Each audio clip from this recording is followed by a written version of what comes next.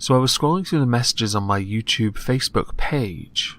That makes no sense. Facebook page linked to my YouTube channel, and I noticed a couple of articles, one of which is written on the Daily Wire, and this is the focus of this video, as the title hooked me from the start. Fresno State professor praises plane hijackers and calls for acts of terrorism. Well, you really need to get your point across. Using violence and threatening people and having hostages and stealing private property is totally the way of doing it. I mean, everyone's going to do as they're told when you do it, right? A newly uncovered video featuring Fresno State professor Randa Jarrah, I'm going to call you Jabba, shows the far-left professor, shocking, praising plane hijackers and calling for acts of domestic terrorism against specific individuals. In one clip featured in the video, Jabba is discussing Fresno's agriculture industry, I mean the monstrous industry that it has, right? And says, "A lot of the farmers now are Trump supporters and just fucking stupid." In another, she says she can't stand the white heteropatriarchy. Do you remember in my last video where I talked about how some people in city areas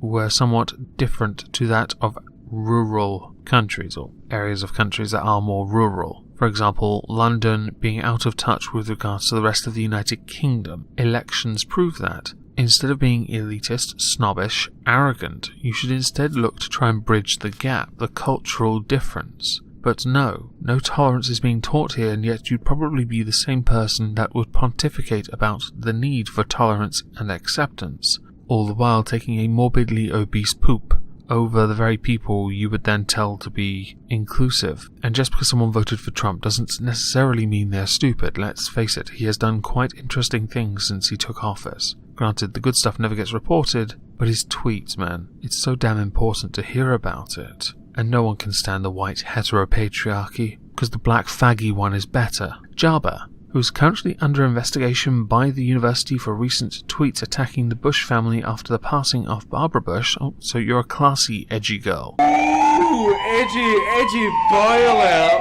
Sharps and sides. Be careful you don't cut yourself with all that fucking edge. Congratulations. Is also seen in the video promoting resistance fighters who hijacked planes in the 1960s and 70s. Sounds to me like this video is something we all need to see. We need it in our lives, for science. I don't give a fuck. I'm buying guns. I'm an American.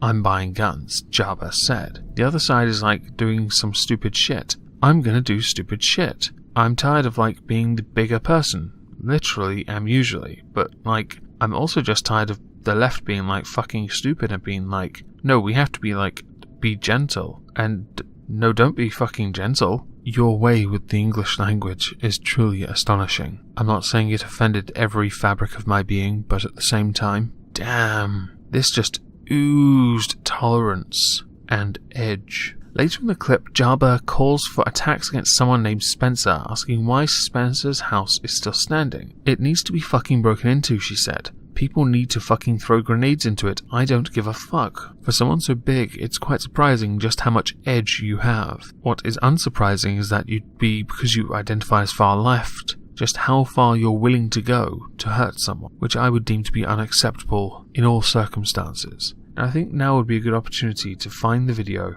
and play it for you, because I think that would be good. I don't give a f***. I'm buying guns. Runda's buying guns. I'm an American. I'm buying guns.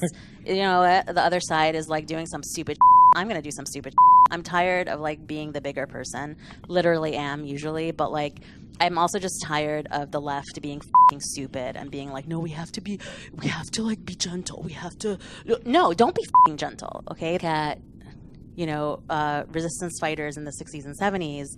They didn't kill anyone, but they scared the shit out of people. They would hijack a plane and be like, we're not going to hurt anyone on this plane, but we are going to fucking hijack this plane, why is Spencer's house still standing? I don't understand. It needs to be fucking broken into.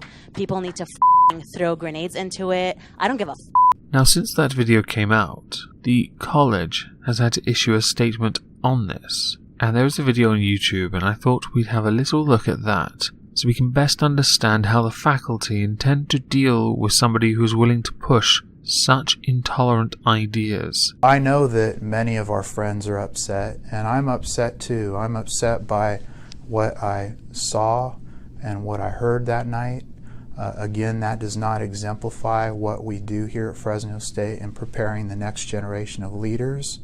And I think it's very important for us to condemn that part of what was done and said. This sounds fantastic, because of course you need to distance yourself and openly condemn what message she is passing off, just in case it does attract other less than savoury groups that might find her message rather appealing. And at the same time, as we uphold our First Amendment rights that all of us enjoy, the most important thing, I believe, is for us to continue to role model leadership here on this campus. And we are working hard every single day to educate our students to be successful, to be leaders, and we're doing that better than ever because the community has been supportive of us. Now see, this raises a rather interesting point about whether or not somebody who pushes such ideas of violence being allowed to continue in their occupation under the guise of it being protecting their First Amendment rights. If we're trying to create a good future, i.e. the next generation gets the best quality education, do you really want to teach them that sometimes violence is the answer? That it's okay to do that? Or teach them that it is okay to mock everyone else in the country, all the while making thinly veiled threats and fob it off like you're trying to be edgy? And I ask them to continue that support and to trust that we'll make the appropriate determination. A single set of tweets does not define the success of our university. You are quite right. It does, however, show the caliber of faculty members you have, especially when they're willing to push such horrible ideas. Push such violent tendencies.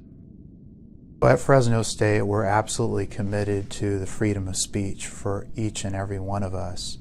The concern that I had about those tweets was related to the timing and the fact that it lacked any compassion or respect. So basically the tweets were completely and utterly tactless, thoughtless, careless, disrespectful towards someone who had passed away. And while I am all for everyone having the right to say whatever they want, people have to think about the consequences depending on the occupation and if it impacts the business for which they are a employee of. Because this is where it brings up the debate about whether or not something is protected by First Amendment rights, or whether it is something that could negatively impact on the reputation of the business they work for. It's a debate for others, because quite frankly I'm far too lazy to do it myself. And what we've been trying to focus on here at Fresno State is the idea of having a civil and respectful dialogue even when we disagree.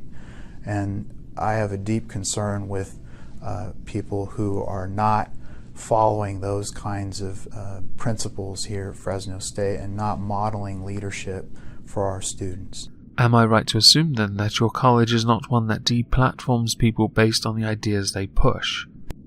Ever since I've been president of Fresno State, I've really emphasized the listening part of my job, and I'm especially listening right now to the concerns that everybody has across the board.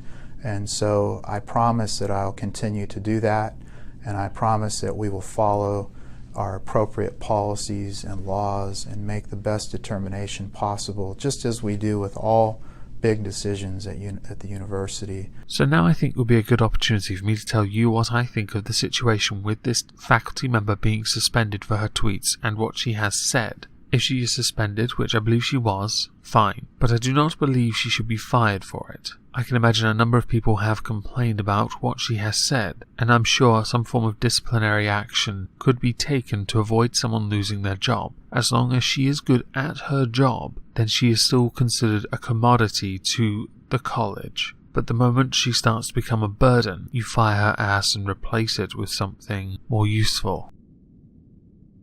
We're going to review this as quickly as we can, and we hope to make a determination very soon.